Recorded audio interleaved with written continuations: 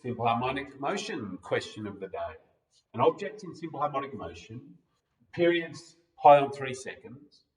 When it's 3 centimeters to the right, it's moving towards the center with a velocity of 24. Well, rather they said minus 24 if its velocity is going that way, because it's 3 centimeters to out there, but it's moving towards the center. So you'd think its velocity would be negative, but they're telling you what it is and they're telling you the direction separately, I guess. Find the equation of the motion.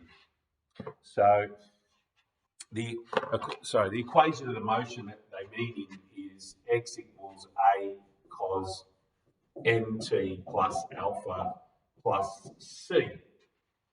We don't need to worry about the plus c because they just set it wherever. And you've got this point, which we can call 0, and we're 3 centimeters to the right of it. So we'll just leave that out of it. They've told us that the period is pi on 3. So we can say, we know that the period is 2 pi on n, where n is this number here. So pi on 3 equals 2 pi on n. So if I rearrange that, n is equal to 6. So I can go back to my original equation here, and I know I've got 6. All right, so x is a cos 6t plus alpha. Now, they haven't directly told me what the amplitude is. They haven't told me the phase shift.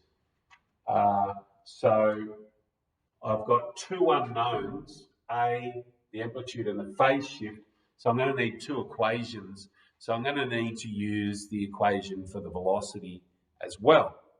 Well, the velocity equation, if I were to differentiate this, the velocity, which is x with a dot on it, the velocity would be minus 6a sine of 6t plus alpha.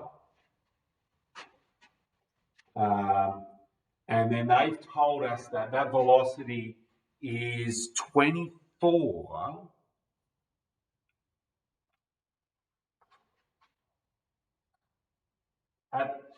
at the point where, at the same time as the object's at 3, but it's moving towards the center. I think they've been a bit sneaky there, because really its velocity is actually minus 24 in these terms. So I've got a pair of simultaneous equations that I can solve. When that's 3, that's minus 24. So when x is 3,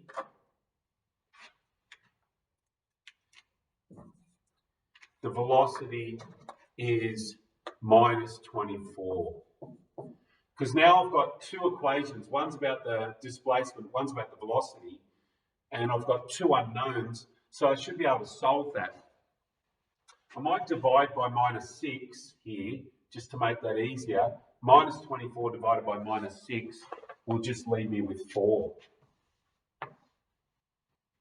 There we go. We've got two simple equations that we can use. First thing I'm thinking is if we divide them. If we divide this bottom one, which I'll call equation 2, 2 divided by 1, if we do 2 divided by 1, we should get the a divides by the a, gives you 1. The sine divides by the cos and gives you tan. And the 4 divides by the 3. So tan of that angle equals that.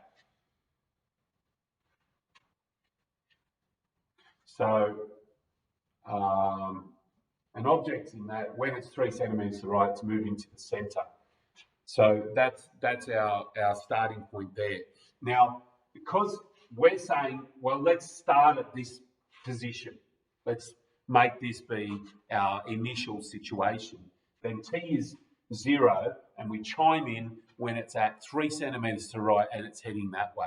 Let's find what phase angle is for that situation. So I'm letting t be 0 now for this situation. So I'm saying that tan of alpha equals 4 on 3. So alpha is whatever inverse tan of 4 on 3 is. Let's get it to a few decimal places so we can use that. Inverse tan, I'm in degrees. I better put it in radians. Shift mode 4, and then inverse tan of 4 on 3, and I get 0.9273. 0.9273. I'm just going to write that over here because I'm going to need to use this piece of board. So I'm letting the centre of motion be 0, and I'm starting it off at time 0 when it's 3 centimetres to the right, but heading back at 24 metres per second towards the centre. I'm letting that be time 0.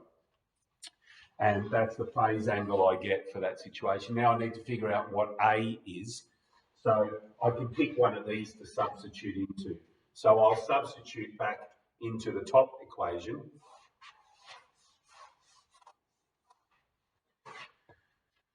Uh, 3 equals A cos, and we said time is 0, so it's cos of 0.9273, just cos of the alpha, because time is 0.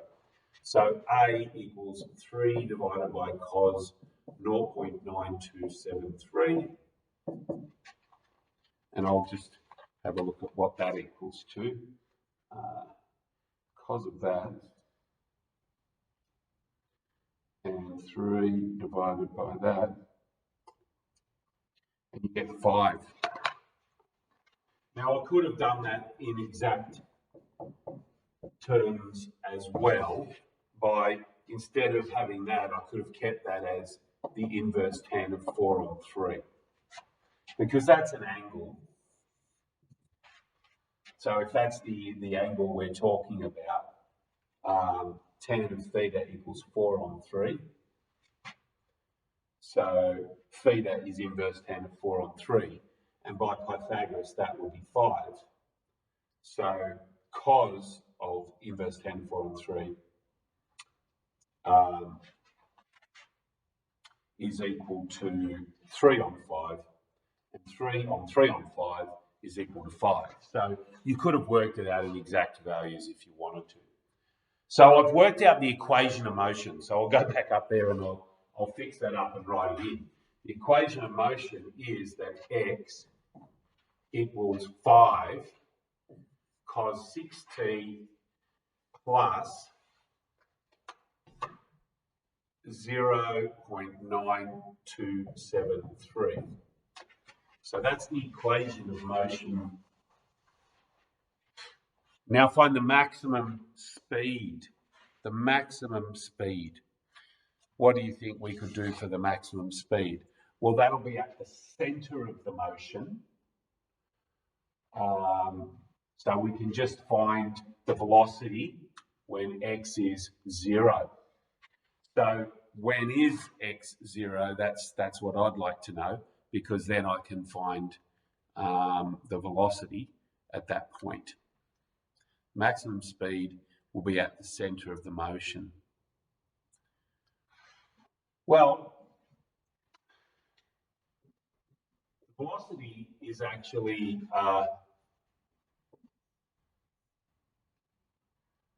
we could use v squared equals a squared, n squared, a squared minus x squared too, couldn't we? But let's just differentiate this.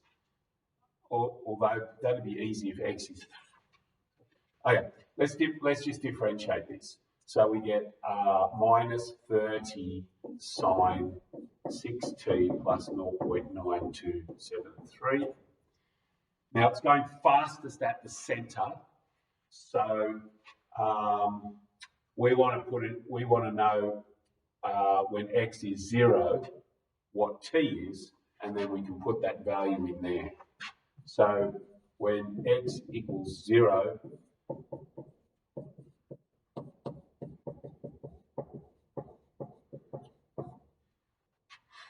so cos of 6t plus equals 0. So 6t plus 0.9273 equals, and there's going to be a range of solutions, but we only need one of them, and then we can work out the maximum. If it comes out negative, we just take the absolute value because they want the maximum speed. So cos of what equals 0? Well, cos of pi on 2 is equal to 0. So 6t equals pi on 2 minus 0.9273. So t is whatever that is. So I'll just work that out. Pi on 2, whoops, minus 0.9273 divided by 6, and I get 0.10725.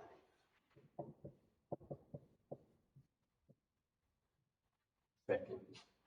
So at 0.10725 seconds, we're at our maximum velocity. So I can pop that into here. I can put my 0.10725 in there, and that should give me the maximum velocity. If it comes out negative, then I can just take its absolute value because they want the speed.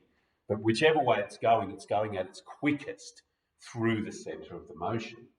So we've got minus 30 times sine of 6 times 0.10725 plus 0.9273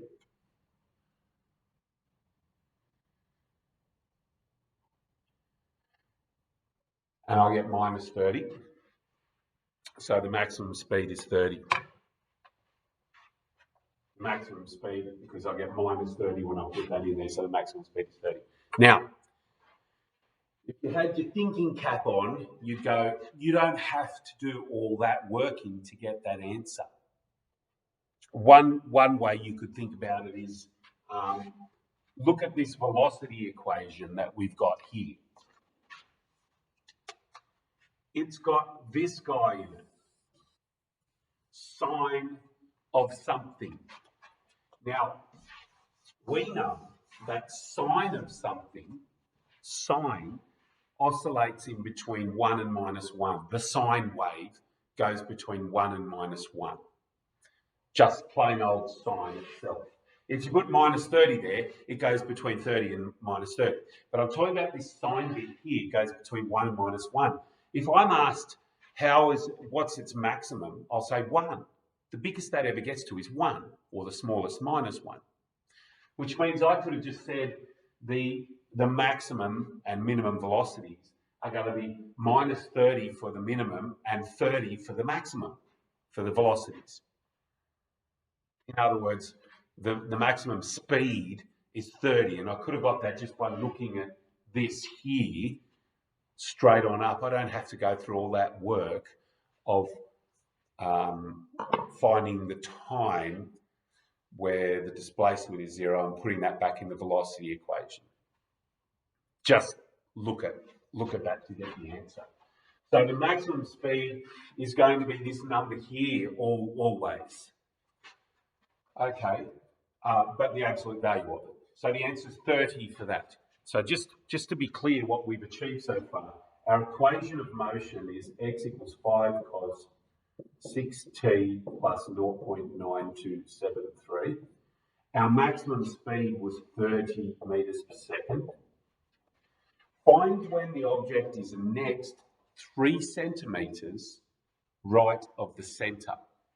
Now, remember how it started off. There's the center of the motion, and it started off at 3, and 5 is its amplitude right out at the edge. But we started here, heading in this direction. So we're going to go down to -5. We're going to go turn around, come back through the center, and boom. That's the next time it's going to be at 3. So it's going to be quite a fair while for it to get there. Now you might be able to think about the period, the time it takes, and maybe how it relates to going back that way as well. But I'm just going to work it out. I'm just going to say, when is it at 3? Well, it'll be at 0, and then when's the next time? So I'm going to work it out that way. I'm going to say, from this equation here, 3 equals 5 cos of 6t plus 0.9273. So 3/5 equals cos of 6t plus 0.9273. So 6t plus 0.9273 equals the inverse cos of 3/5. So 6t equals whatever the inverse cos of 3/5 minus 0.9273, and then divide that by 6 to get t. So I'll get my calculator and type that in.